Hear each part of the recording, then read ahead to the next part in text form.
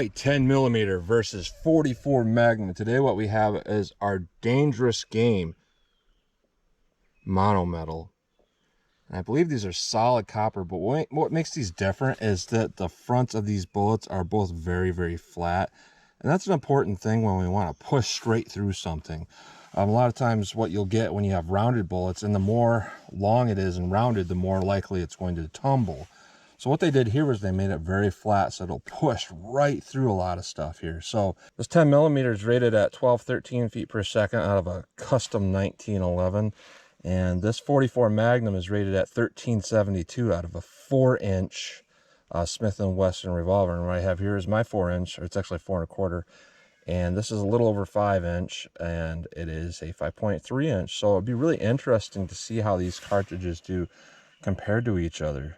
And the 44 Magnum is a 265 grain, as where the 10 millimeter is a 190 grain. So we're going to go through our chronograph, see what kind of velocity and accuracy we get at the same time. And in my ballistic test, I'm going to do something a little bit special here today because we might have so much penetration, and I'm trying to kind of represent a dangerous animal. I'm doing double our ballistic baloney pack. Typically, we're one baloney pack, which is 1 3/4 inches, and then 1 1/4 inch medium density of fiberboard and 4 layers of denim. So what we have for our big dangerous game pack is we have 8 layers of denim, 2 packs of baloney, and 2 1/4 inch medium density fiberboards. And in the testing I did to see how much ballistics gel this really equates to when it comes to 10% clear ballistics, is each pack is about 7 inches. So what we're looking at in a double pack is we're taking 14 inches right off the top out of here. So what we're looking at in total penetration is we'll have 32 inches of clear ballistics, and then we'll have 14 here. So we're going to have like 46 inches, I believe, of potential penetration. So that is a lot of penetration. Even if we can get into the second block, that's a lot. Typically something like this, if we were to shoot a typical round into it, like a 9 millimeter plus P hollow point, we might stop here 2-3 inches. So we're going to see how these do. So let's get started with the test. All right, first up is a 10 millimeter. And before I shoot this, I just want to explain something, because I know a lot of people are new subscribers. This is not a 10 millimeter pistol. This is a Glock 41 and 45 ACP with a 5.3 inch barrel. It's more or less a custom competition MOS version of a Glock. And the reason why I converted this to a 10 millimeter is so I get at least 5 inches of barrel travel. But because it's a conversion and the barrel, the feed ramp is kind of questionable, it is not very reliable, but it still shoots the ammunition accurately. So 12-13 feet per second is our rated velocity out of a custom 1911, which is a straight 5-inch barrel. Theoretically, we should get more than that, but let's see what we get with the 10 millimeter. 12-14. See, we immediately have a little bit of an issue here.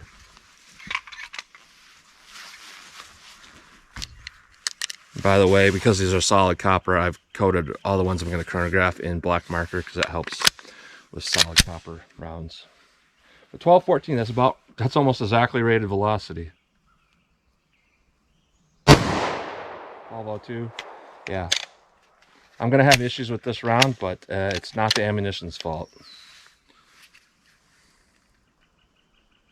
1194.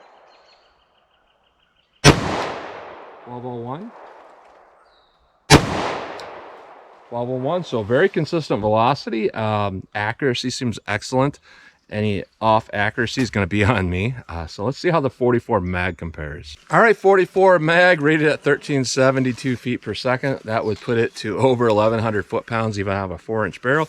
Now I do have a custom grip on here that's for the X-frame, but having that much recoil, it's kind of like saying, hey, it's okay if you're punched by Mike Tyson because he's wearing a boxing glove. So because I anticipate kind of overcompensating my hold on this, I'm going to do single action. So let's see what we get, how close we get to 1372 feet per second. Yeah, I ain't reading yet because I pulled it too far over the sensors. 1367.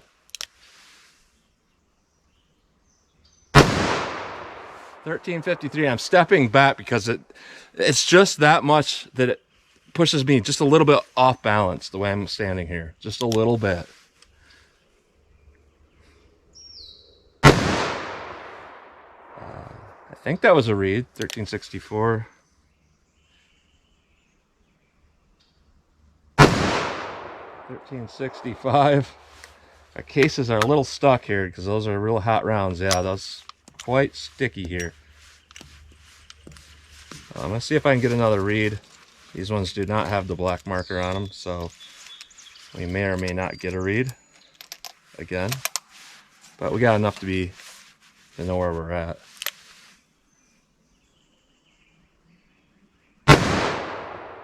See, I pulled that one, anticipating that recoil.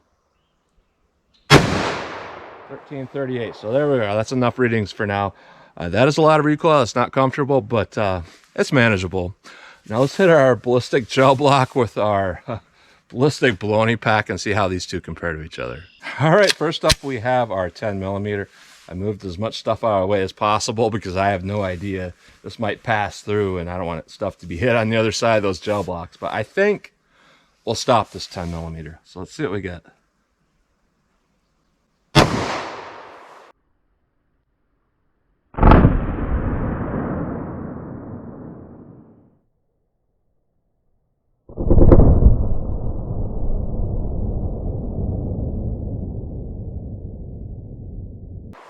All right, perfect shot placement. All right, so here's our baloney pack. We chipped right through that. That is massive. So obviously we're not going to have a larger than bullet diameter necessarily coming through the back of this because, you know, it's a non-expanding bullet. But yeah, that was pretty impressive looking to chip away all that. And we got a lot of damage coming down through here. And we stopped, the nose of our bullet stopped right at about 19 3/4. I know sometimes the camera I used here, it kind of shows an inch off sometimes from what it actually is, but we're talking 19 3/4. All right, and I realized my gel block kind of slid back just now, putting up the next baloney pack. So this is actually 18 3/4, so it's going to be 32 3/4, not 33 3/4 total, but that's still pretty good. All right, 44 mag. We'll see how the penetration compares with this.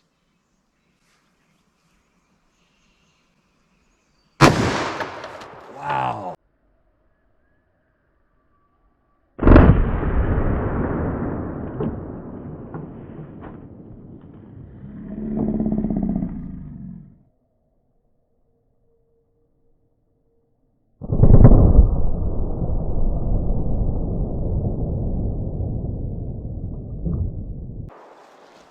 So with our 44 Magnum, yeah, it pulled all this apart. This is massive damage.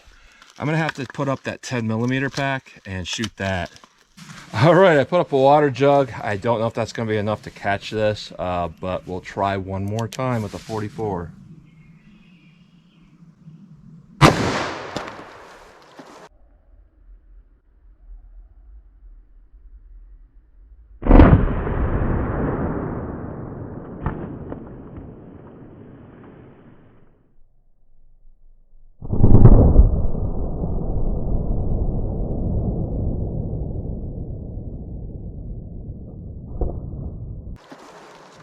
So here is the jug that we hit the 44 with. It actually looks like we impacted here because it's going inward. And it had enough energy to tear this thing apart. This is typically what a standard baloney pack and then the first water jug looks like with a 9mm hollow point. Even after going through what equates to like 46 inches of gel, it still hit this with that much power. No recovery of that bullet. I don't think there's really going to be a way for me to recover that bullet. So very interesting. So I know people are going to want to see what it will do to my steel plate downrange. That's always a really fun test to see how much swing we can get on that. So these are solid copper. I don't know what they're going to do, but let's try it. All right, 25 yards up my steel plate. Unlike traditional self-defense against people, this is probably the distance you'd want to make a shot at, about a 10-inch circle if you're using this for dangerous game protection. So be kind of crucial that I do make these shots. So let me try.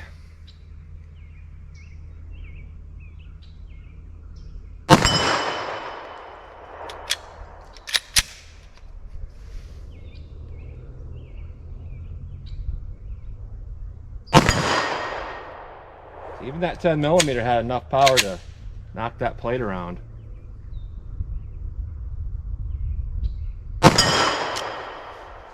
Yeah, dropping the mag from so much jolting around. Let me flip that plate.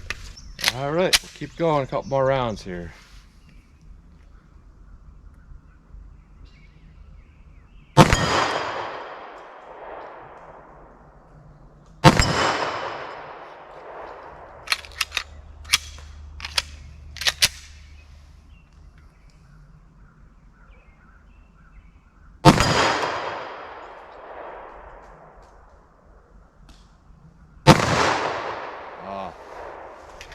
Right up until the end, that had some really good accuracy. So I'm going to say overall these rounds are actually very accurate.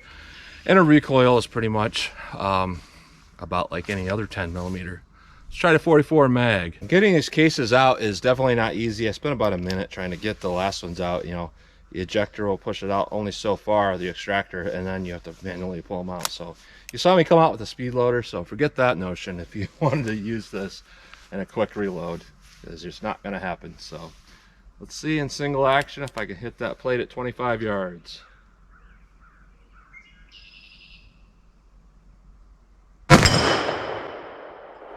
Oh, definitely. Ooh.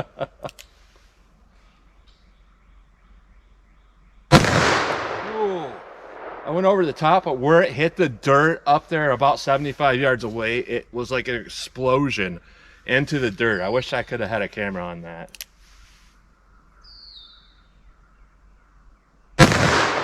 Same thing, I'm going over the top. I'm gonna aim a little bit lower.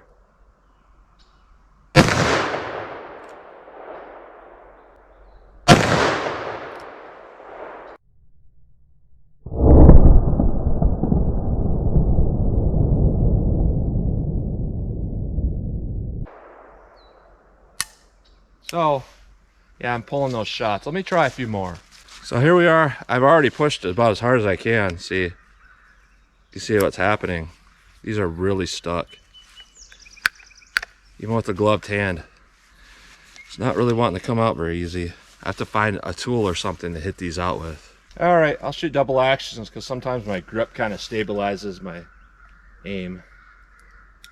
Nope, not that time. See, I wasn't prepared for it. I was overthinking that, and you saw what happened. There we go. So with anything else, you can see from this is not the ammo. This is me missing that because I'm overcompensating or undercompensating or something because I know how much recoil it has. So that's kind of one of the most important things for handguns. So it's going to definitely be a personal choice whether you'd want to use ammo like this, but that's a Smith & Wesson revolver. It's got real smooth chambers, so the fact that it's hard to extract, it's probably going to be hard to extract in any firearm that you use.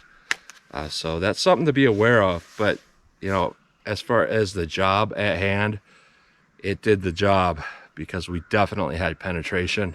So I shouldn't have to say this, but don't use this for home defense, because it might hit your neighbor's wall, you know, 4 houses away, like some of the myths that you sometimes hear about 44 Magnum. Typically they're not true, but with this ammo they probably would be. So that's what you get today, the mono metal 44 mag versus 10 millimeter. You know, even though that 10 millimeter did not function that well in that pistol, it would definitely function in a pistol that was not a conversion, that is not a conversion. And it was very accurate and very easy to shoot. This stuff, yeah, you got to kind of be careful with this stuff. I think you might be better off with a larger frame or longer barrel or a rifle with this stuff. Not so much the 4-inch handgun. So that's what you get today. So as always, comment, share, and like, and thanks for watching.